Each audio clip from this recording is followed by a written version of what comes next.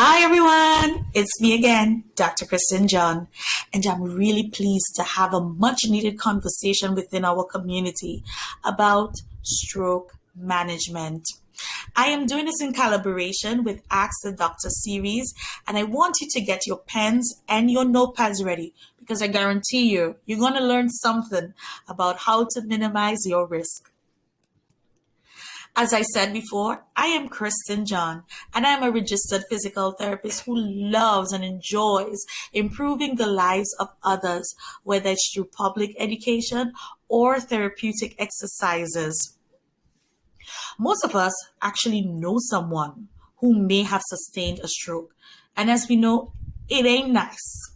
Today, we're going to briefly touch on what a stroke is, some of the risk factors or the causes, different treatments that persons can utilize, but more so, how you can minimize your risk. Stay tuned. So, what is a stroke? Quite similar to a heart attack, a stroke is like a brain attack. It may result in clinical signs such as slurred speech, loss of movement, and difficulty communicating. This doesn't mean all of these symptoms present itself. It simply means that based on the area of the brain that is affected, that is how the patient is going to present. I have seen so many different strokes within my career. We have persons who could be, say, sheep, pig, goat, and they literally believe that they are stating a sentence and it is not coming out as the way that they want. It is a very interesting phenomenon and it can be quite frustrating for those clients. There are two major types, ischemic stroke and a hemorrhagic stroke. 80% of persons normally attain the ischemic stroke. Now, basically, an ischemic stroke is as a result of a clot that may occur within those vessels in the brain. And a hemorrhagic stroke could be likened to, let's see, visualize you have a pipe and the pressure returns, the water pressure returns so high that it bursts. And this usually occurs with high blood pressure. Now, a couple months ago, I was reading a research paper and it stated that at this current time frame, that a stroke is the second leading cause of death globally. This is a conversation we have to have. There must be something we can do to minimize our risk. More so, I saw that someone has a stroke every 40 seconds. I have only been here seated from my introduction to now for 2 minutes. Imagine how many persons would have gotten a stroke within the United States throughout this time frame. What causes a stroke? Now, there are some factors that we can't control, such as you were simply born with it, or we call that genetics. But there are many factors that we can control, and we need to see what we can do to prevent or minimize our risk of attaining this horrific disease. So there are some medications such as birth control pills. There are some fad diets and quick weight loss schemes that encourages persons to utilize the medications, and they can significantly increase your risk for stroke. Please ensure you speak with your physician before taking any of these type of medications. Obesity. Now, because there is an increased likelihood of you having high blood pressure or more fatty deposits within your body, the odds of a clot occurring and a stroke occurring is a lot higher. Stress. Hello, pandemic. That's why it's key for us to employ or utilize really good stress management skills, because stress alone could cause our blood pressure to raise, and sometimes this can result in a stroke. I found something that was super interesting. The newest research is showing us that if you drink a lot of alcohol, not mild amounts or moderate amounts, a lot of alcohol, it can significantly influence your chance of having a stroke. More so, the hemorrhagic one. That's the one where the pressure bursts in the vessels. And it's not nice. Trust me. There is a very common acronym that we love to tell all clients, and I want to empower you as the audience today to tell your friends and to memorize this. You could even tell all your kids anytime you see a person's face drooping, weakness in their arms, difficulty with speech. Remember, time is critical. They may just be having a stroke. And we call this acronym ACT FAST. If this is the only thing you remember in this presentation today, is ACT FAST.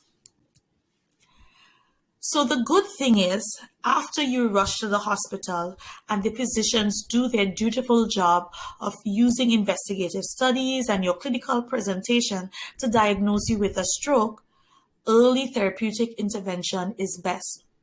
Most persons whose gait or their walking ability is affected as a result of the stroke, their number one goal is, Dr. John, I just want to walk again.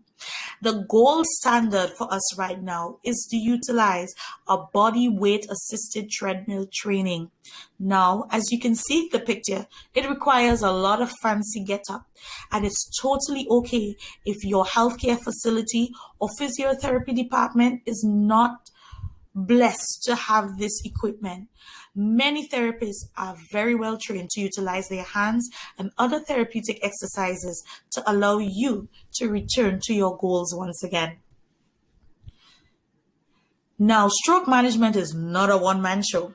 We need all hands on board. So normally the physiotherapist also could work quite closely in collaboration with the occupational therapist, where they utilize therapeutic exercises to improve the hand function. Sometimes we also work with respiratory therapists, or some physiotherapists such as myself are also versed in respiratory training. And because the stroke could affect one side of the lungs, it becomes weaker, and they could utilize breathing exercises or incentive spirometry to strengthen that diaphragm muscle once again. Speech therapists are key and is often an overlooked area when it comes to stroke management.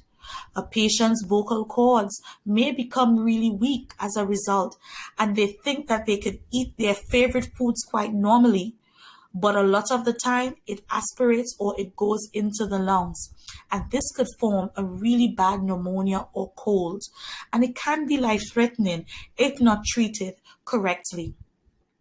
Also, a patient with stroke may have to have a need for some orthosis, which is basically like a really rigid brace to help support them as they walk.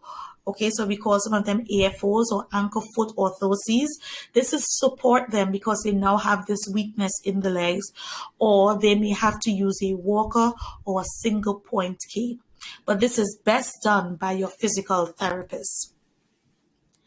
There's so much new research coming out about the wonderful benefits of aquatic therapy and virtual reality therapy. I can tell you from experience as an aquatic specialist that aquatic therapy allows that patient the ability to return to their function in a safe environment. The water supports them all around, and they allow themselves, or they are challenged a lot more because they feel safer and more relaxed in the water or the aquatic environment. So, what can you do to really prevent this horrific disease? Well, strokes may be preventable by simply lowering our risk factors. Do you remember that slide where I spoke about what our risk factors were?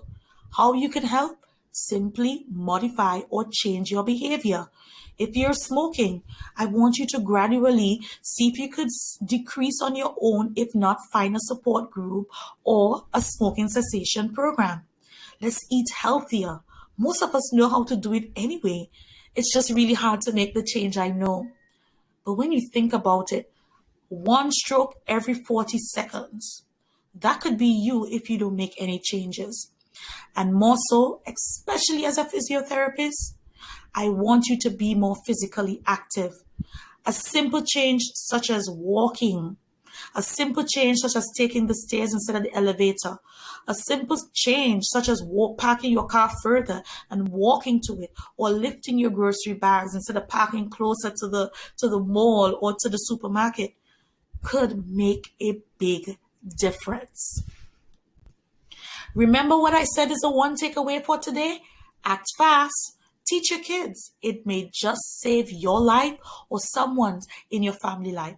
Now, if you want to get further information, feel free to look at www.cdc.gov/stroke. I hope you learned something today. See you soon. Bye.